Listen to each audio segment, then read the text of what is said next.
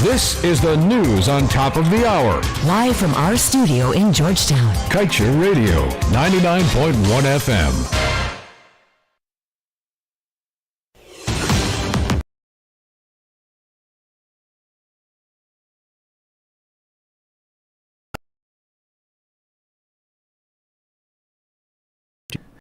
It's a debt trap. Economist urges government to use oil money to fund capital projects. Citizens urge to resist government abuses through court actions. International lawyer says litigation is best form of resistance until Guyana gets constitutional reform. Gas plant explosion at Texas highlights dangers of Wales project. Cop arrested for killing of Golden Grove youth. Police complaints authority to investigate case. Missing woman found hanging out on Kitty Seawall. And Yog Mahathir knocks government over lack of transparency in GRA land transaction. Meanwhile, Hopkinson debunks claims of pressuring staff to falsify project documents. Stay tuned to stay informed.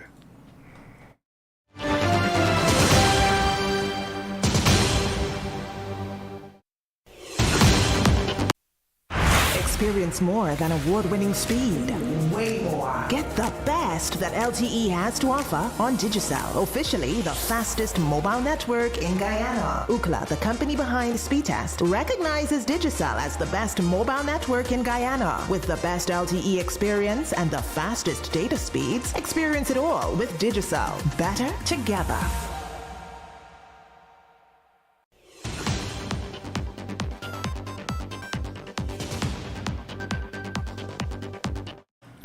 And now for the news in detail.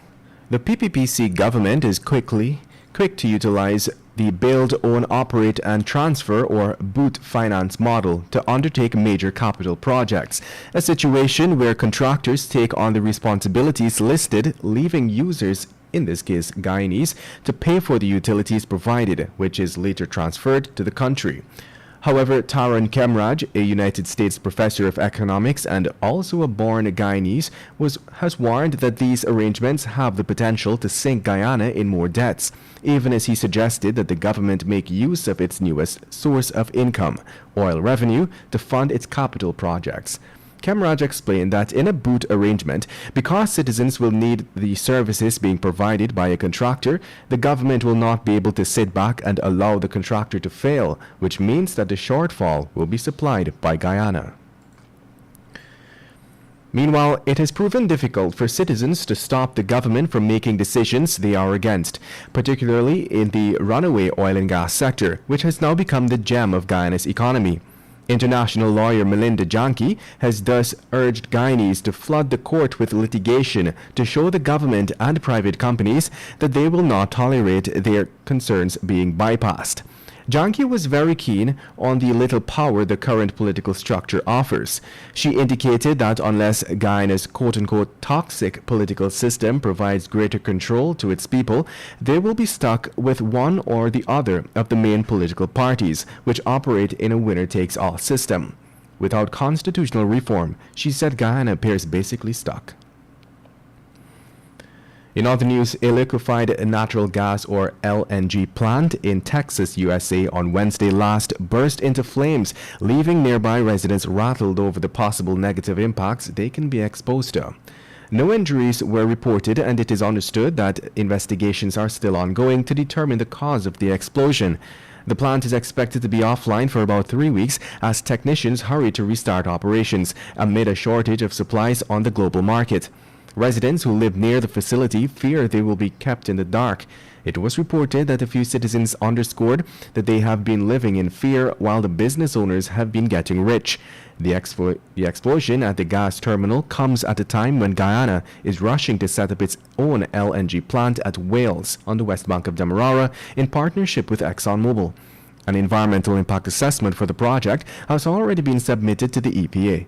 Notably, this document has said that Guyana will not be immune to gas explosions at the site, listing the activity as a likely event. And moving on. The Police Complaints Authority will commence investigations today into the killing of 23-year-old Quindon Bacchus last Friday at Haslington on the east coast of Demerara by a police officer. The force's move to let the PCA investigate the matter came after a section of the media shared a video on its Facebook page from a security camera that captured the officer firing bullets while chasing Bacchus. Based on the footage seen, it appeared as if the policeman and Bacchus were speaking with each other at a car parked at the corner of a street within the Haslington community. Police had reported on Friday that its rank had shot Bacchus around 14 hours 30 during a sting operation. And moving on, the missing woman, 25-year-old Karen Felix, who had disappeared on Saturday, June 4th, after leaving her male friend home in a taxi, has been found alive and well, sitting on the seawalls at Kitty Georgetown. Her sister, Elizabeth Felix, said that they located her during the morning hours on Saturday. Elizabeth related that after the media had reported that she was missing, a woman reportedly told them that while heading to work, she had spotted the missing woman alone on the seawall. Elizabeth said that when her sister saw them, she ran away. She added that she's been acting strangely since then. And just before we head to a short break, let's tell you that while the government remains silent on its reasons for taking back a piece of prime property from the Guyana Revenue Authority and giving it to a foreign hotel developer, concerns have been raised over the lack of transparency surrounding the transaction. Businessman and civil society advocate Dr. Yog Mahadio said that his main concern about the transaction is the lack of transparency surrounding it. His comments come days after it was revealed that the land at Plantation Pattinson, Liliandal, East Coast Demerara, allotted to GRA to build its permanent headquarters, had been taken back and given to a private investor and hotel developer, Pasha Global. While the government has not put out a statement as yet detailing its reasons for transferring the land to the hotel investor, Dr. Mahadio asserted that the government must be transparent in its undertakings. The time has now moved on to 12 hours 7 in Guyana. We'll return after the break.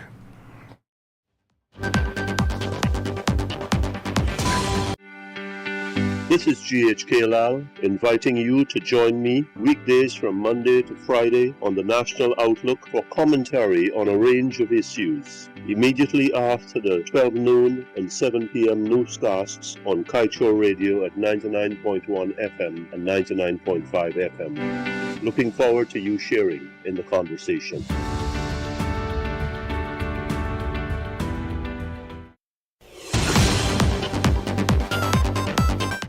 Welcome back to your news at noon. Former Regional Executive Officer of Region 2, Rupert Hopkinson, is refuting allegations leveled against him during last Monday's proceedings at the Parliamentary Public Accounts Committee. Hopkinson said that he has evidence to substantiate that the allegations are indeed untrue. On Monday, former regional engineer for Region 2, Lachman Singh, told the PAC that staffers of the Regional Democratic Council were pressured into falsely certifying projects as completed under the guidance of Hopkinson. His response was in relation to questions surrounding the PAC's examination of the 2017 Auditor General report. According to Hopkinson, it was not surprising to him that the Region 2 officials, in trying to exonerate themselves at the PAC hearings, made the false claims. Hopkinson explained that this is not the first time the officials falsely verified the completion of a project and forwarded the document for his signature. He added that he has records to show that the very engineer whose transfer he requested in writing tried to circumvent the procurement process by not preparing bills but only engineers' estimates for about 10 different projects while he, Hopkinson, was on leave. Hopkinson then said he forwarded a letter to Auditor General and others which can be used as verification and proof. And now let's tell you Opposition Member of Parliament and Public Accounts Commission Member Ganesh Mahipal has called on President Irfan Ali to immediately swear in members of the important Public Procurement Commission after the National Assembly unanimously approved 5 names to fill the body last April 13th. It has been 74 days since the House gave absolute approval for Attorney-at-Law Pauline Chase, economist Joel Bagwandin, Rajanarayan Singh, Berkeley Wickham, and Diana Rajkumar to function. Mahipal is thus questioning the government's hold-up, given the critical role of the PPC plays in terms of transparency and accountability. In other news, the World Bank's Board of Executive Directors has approved some $44 million for Guyana strengthening human capital through education project.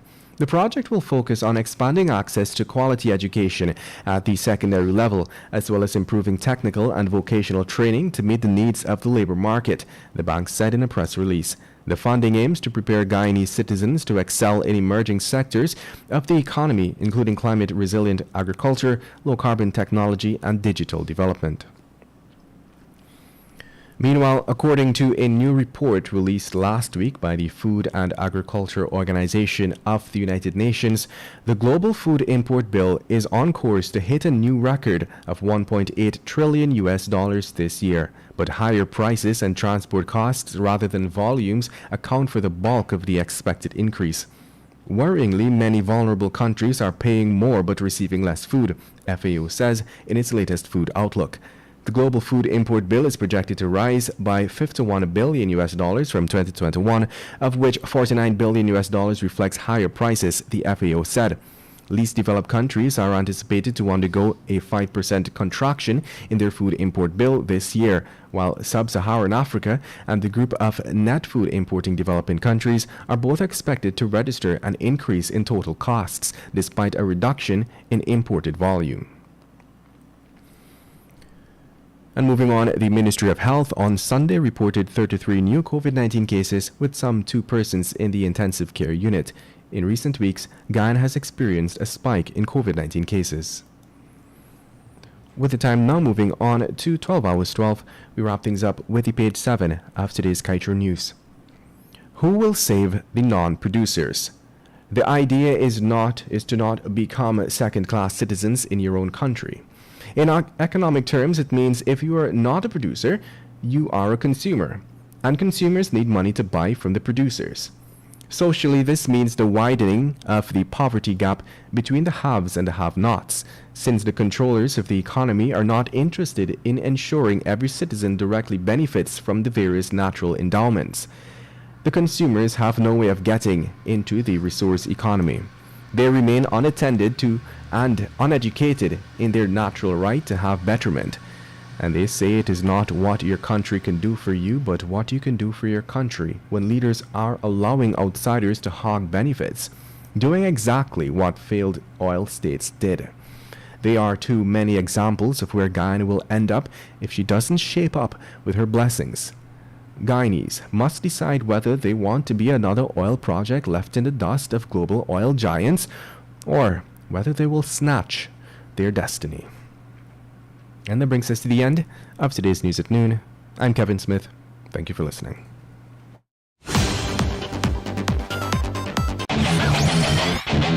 Want value for your advertising dollar? Then place your ads on Kaieteur Radio's newscasts. Streamed live on 6 different mediums, reaching hundreds of thousands.